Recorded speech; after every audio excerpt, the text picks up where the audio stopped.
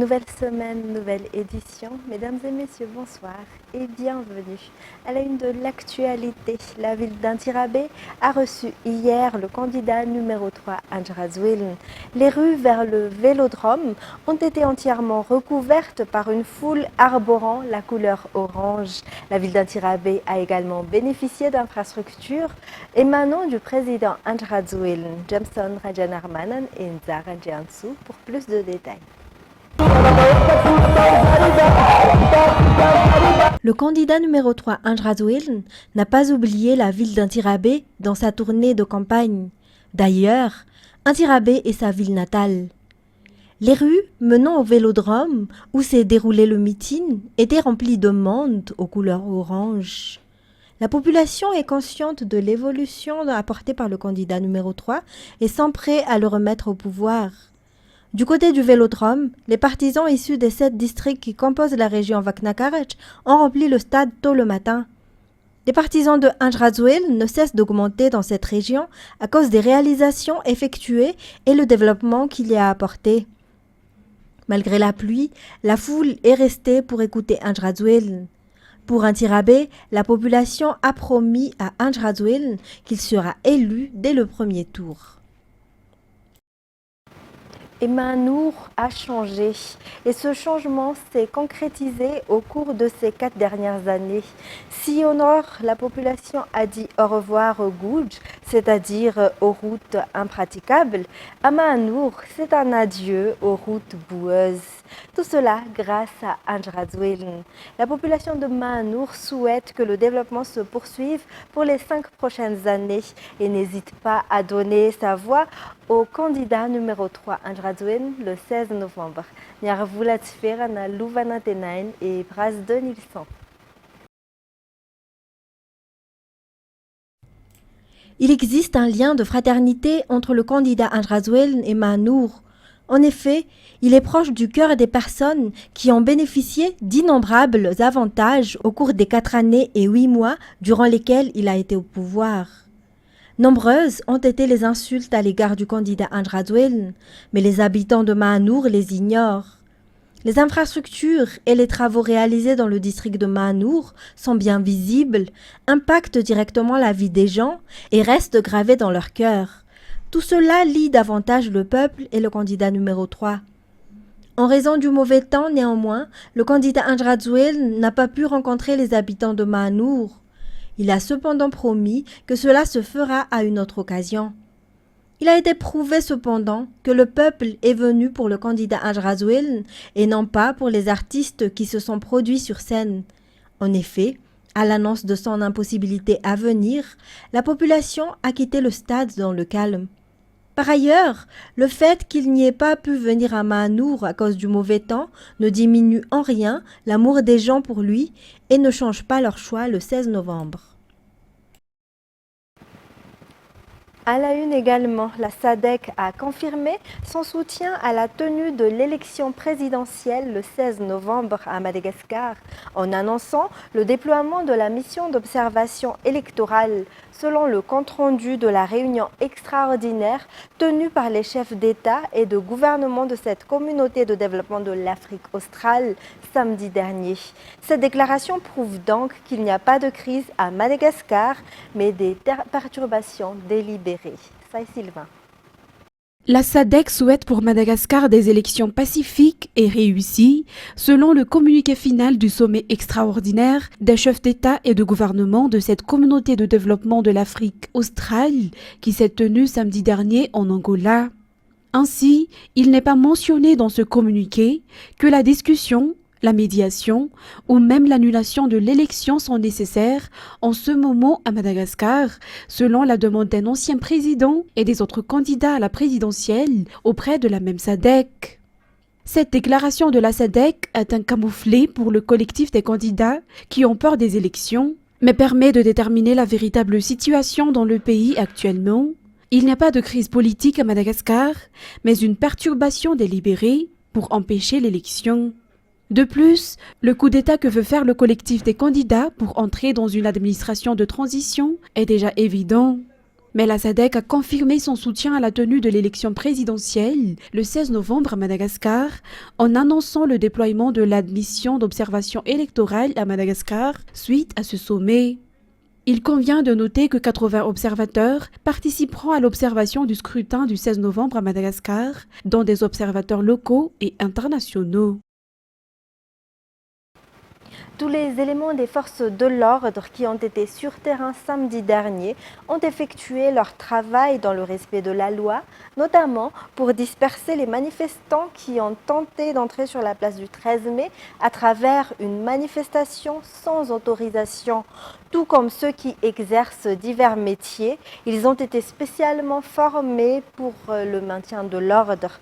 Malgré cela, il existe également une organisation interne et une chaîne de commandement à la base de toutes leurs actions pour dire que les éléments de l'armée malagasy, de la police nationale et de la gendarmerie ont effectué correctement leur travail et ont accompli leur mission dans le total respect des lois.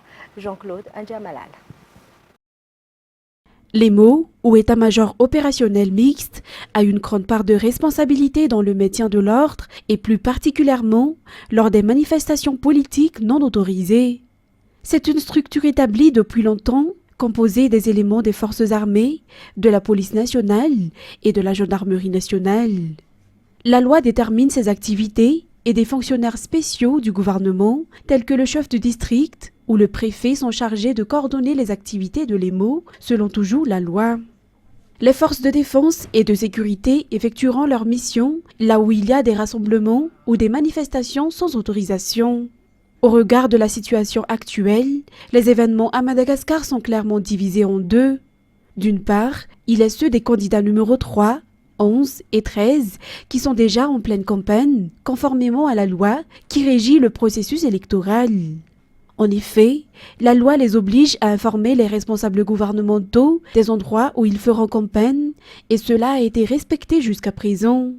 Ils ont également été informés à l'avance de tous les endroits où ils peuvent mener la campagne et les forces de l'ordre ont le devoir de veiller à la sécurité pendant cette période. Et d'autre part, il y a ceux des 10 candidats qui s'opposent au déroulement de l'élection, qui visent notamment à semer le trouble pour justement que cette élection n'ait pas lieu. Ils ont déjà annoncé publiquement au Coliseum d'Atsunzumbe le 30 octobre 2023 qu'ils s'investiront la place du 13 mai, notamment pour renverser le gouvernement. La CENI, le HCC et le gouvernement doivent être renversés, ont-ils déclaré. Pourtant, selon la loi, cela est considéré comme un crime susceptible de poursuite pénale. L'objectif du collectif des candidats est simple. Ils veulent que leurs partisans aient un affrontement avec les forces de l'ordre. Pire encore, selon leur stratégie, les affrontements doivent se dérouler dans des endroits sensibles ou populeux, soit à proximité d'une école, d'un hôpital ou des marchés, afin qu'il y ait le plus grand nombre de victimes collatérales des gaz lacrymogènes pour ensuite accuser les forces de sécurité d'abus. De plus, certains leaders de ces manifs encouragent directement ou indirectement des groupes de personnes à insulter et à défier les forces de sécurité dans l'espoir que ces dernières s'emportent en face des bravures entraînant des blessés et pourquoi pas des morts au sein des manifestants. Cependant, jusqu'à présent, ce funeste objectif n'a pas été atteint, fort heureusement car les forces de l'ordre ont toujours effectué correctement leur travail. Toujours dans ce contexte, l'EMONAT a confirmé aujourd'hui qu'il n'est pas permis d'entrer sur la place du 13 mai, que ce soit pour les manifestants ou pour ceux qui font campagne. Ils doivent agir en cas de non-respect de cette consigne. Ils ont toutefois souligné que les forces de sécurité n'utilisent pas d'armes meurtrières dans leur opération. Détails sur les images de Yves Chanel. Les forces de l'ordre ont fermé la place du 13 mai dès qu'ils ont aperçu la voiture d'un candidat errer aux alentours. En effet, malgré la déclaration de la SADC hier en faveur de la tenue des élections le 16 novembre, le collectif des candidats tente toujours d'appeler les gens à descendre sur la place du 13 mai. Face à cela, les forces de l'ordre doivent prendre leurs responsabilités, explique le général Anjia Masmanana William Michel. Mais il rassure qu'ils n'utilisent pas d'armes meurtrières. Les forces de l'ordre ont souligné que les manifestations devraient se tenir dans les lieux autorisés par la préfecture si le collectif des candidats en a réellement besoin. En outre, chacun des 13 candidats a bénéficié de gardes de corps émanant des forces afin de protéger leur vie et leurs biens. Toutefois, ils ne peuvent pas emmener ces gardes lors de leur manifestation, d'après les explications. Lors d'une rencontre avec la presse ce matin, Lemonade a déclaré qu'il était possible de leur parler en cas de blessure causée par les lacrymogènes. Il y a d'ailleurs des militaires pour soigner les blessés sur le terrain. En politique également, la CENI joue la transparence. La liste électorale a été approuvée par l'opposition, a déclaré le président de la CENI Atouliar, en répondant aux polémiques autour du scrutin. Il se demande également pourquoi on avance déjà qu'il y aura des fraudes alors que le scrutin n'aura lieu que le 16 novembre. Le président de la CENI a appelé à la cessation de la propagation des mensonges autour des élections. C'est Sylvain. La Commission nationale indépendante qui organise les élections est persécutée pour avoir respecté la loi, a déclaré son président, Dame Arsène Atouliar. Sans compter les nombreuses rumeurs qui se sont répandues ces dernières semaines. Jusqu'à aujourd'hui, il n'existe aucune preuve que le processus électoral sera truqué, poursuit-il. La CENI est également impartiale. Cette élection du 16 novembre est la première présidentielle que la CENI prépare. Et dans cette préparation, chaque parti a été convié, a-t-il poursuivi. Des élections transparentes auront lieu à Madagascar le 16 novembre, selon l'assurance donnée par le président de la CENI.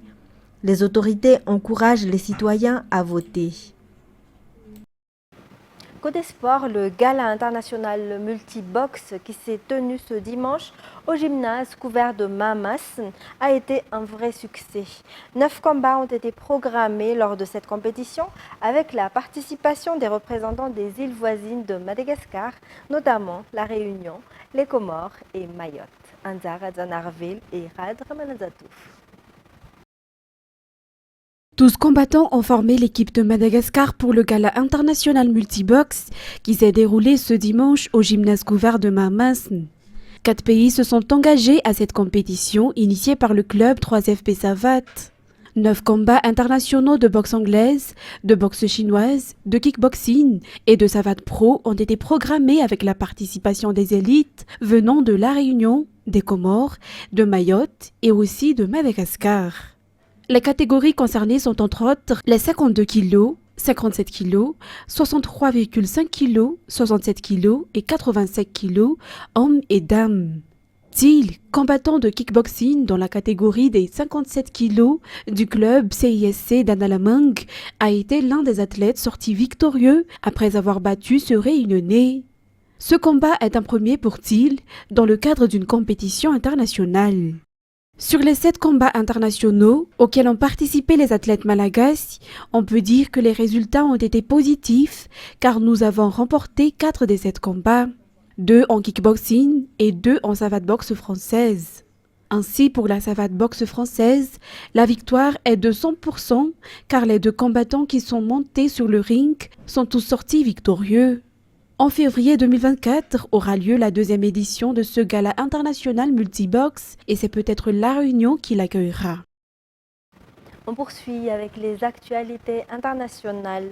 Israël a mené ce jour d'intenses bombardements sur la bande de Gaza assiégée où la guerre a fait près de 10 000 morts selon le Hamas en presque un mois, tandis que de violents combats au sol font rage malgré les appels pressants à une trêve humanitaire. France 24.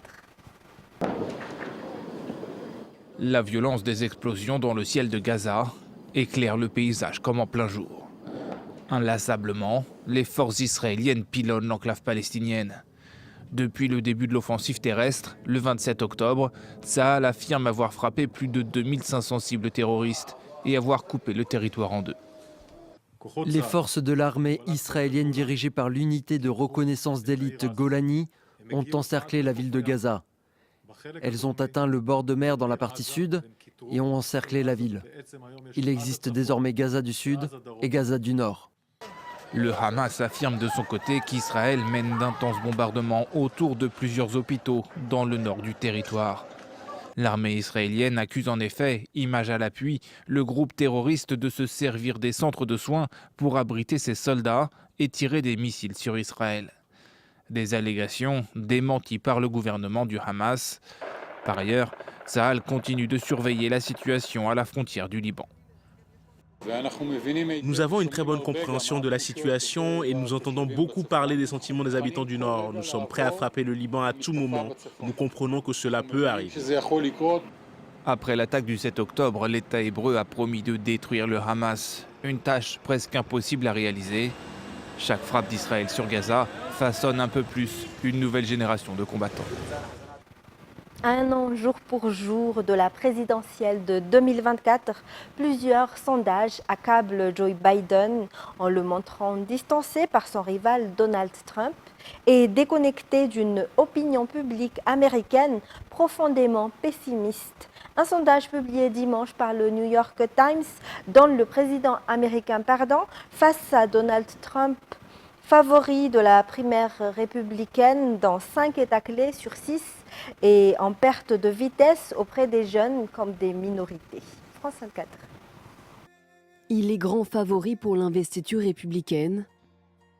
Donald Trump, l'ancien président des États-Unis, cherchait ce samedi en meeting à disqualifier ses adversaires pour la présidentielle à venir. Dans son viseur notamment, l'actuel président Joe Biden. Vous auriez des millions de personnes en vie à ce moment même si l'élection n'avait pas été truquée. L'Ukraine, Israël, l'attaque n'aurait jamais eu lieu. Tous ces gens seraient en vie. Les villes seraient prospères. À un an de la présidentielle, un match retour entre Donald Trump et Joe Biden est déjà annoncé. Selon un sondage publié ce dimanche, l'ancien président républicain est même en tête dans 5 swing states. La candidature de Joe Biden, 80 ans, ne prend pas.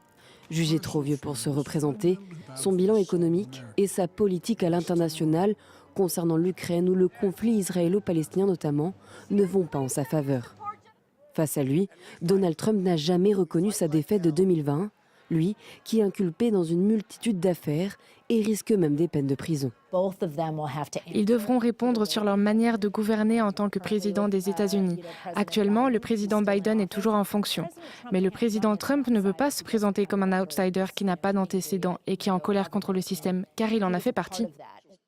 Une majorité d'Américains voudraient voir d'autres candidats faire face aux 2 anciens présidents. Une opinion publique lassée par les 2 grands partis traditionnels. Les 2 candidats ont une cote de popularité inférieure à 50%. Donc ça sera très intéressant de voir quel sera l'impact sur les résultats. Mais à un an de la présidentielle, rien n'est fait. Avant l'élection du 5 novembre 2024, Joe Biden et Donald Trump vont devoir passer par la case primaire de janvier à juin prochain. La capitale indienne, avec sa population de 30 millions d'habitants, était à nouveau dimanche la ville la plus polluée du monde. Les autorités ont annoncé que les écoles resteraient fermées une semaine de plus. France 24. Ces touristes s'attendaient à une vue à couper le souffle sur le Taj Mahal. Ce sera pour une autre fois.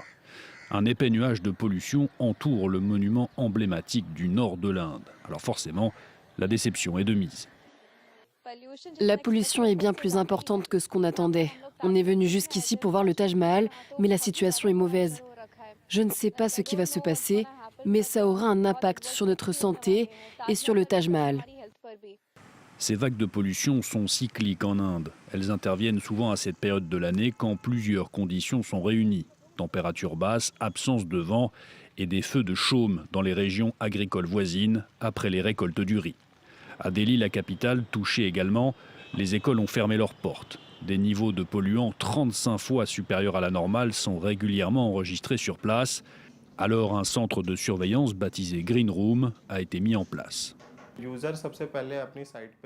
L'utilisateur clique sur la photo indiquant le problème qu'il rencontre et avec notre application, nous récupérons les coordonnées GPS. Nous recevons les plaintes et nous les envoyons au département concerné. Les autorités indiennes tentent de diminuer l'ampleur de la pollution atmosphérique en arrosant les routes, notamment pour fixer les poussières au sol, mais sans grand succès. Selon une étude de la revue médicale The Lancet, la pollution de l'air causerait la mort de plus d'1 600 000 personnes chaque année en Inde. Et pour terminer, Sechanjiana, cadreur et monteur chez Viva, et Lalassou Ranjiamiar ont décidé de s'unir pour la vie samedi dernier. La cérémonie et la réception se sont déroulées à l'espace Mahafal à Tsapanjano Ilaf. Les détails avec Andoniana Martina et Saï Sylvain.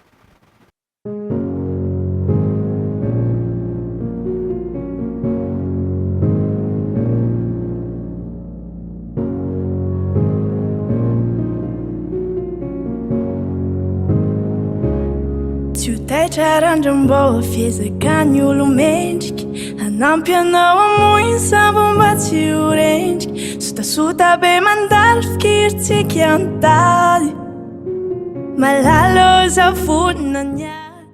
Sechanjiana et Lalassou Ranjiamiar ont décidé de se dire oui pour la vie samedi dernier. Ils ont choisi le verset de Jérémie 31:3, « Je t'aime d'un amour éternel ».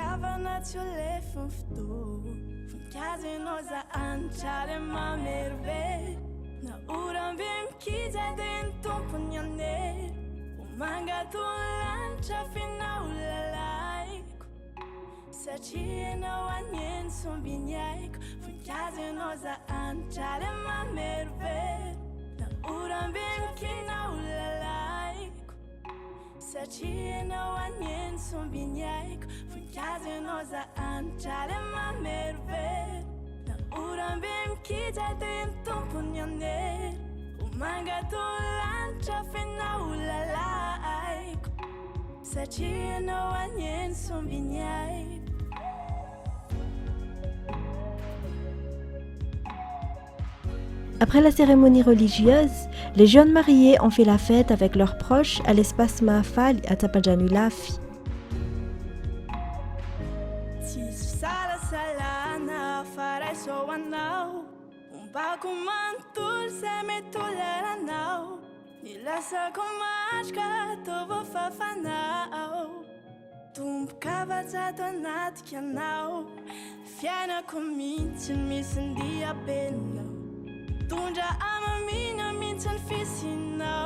Comme c'était le jour J de Sech et Lalassou, les familles et les amis ont préparé quelque chose pour eux.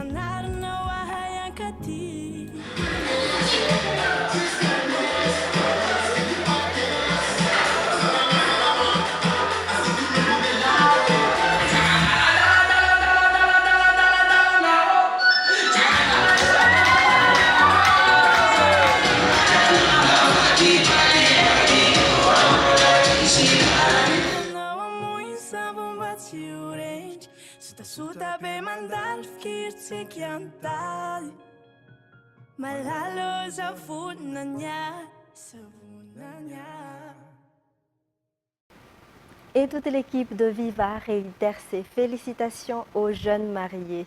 Et c'est ainsi que s'achève cette édition. Mesdames et messieurs, merci à vous de l'avoir suivi. Toute l'équipe de la rédaction vous donne rendez-vous dès demain pour de nouvelles actualités. Au revoir.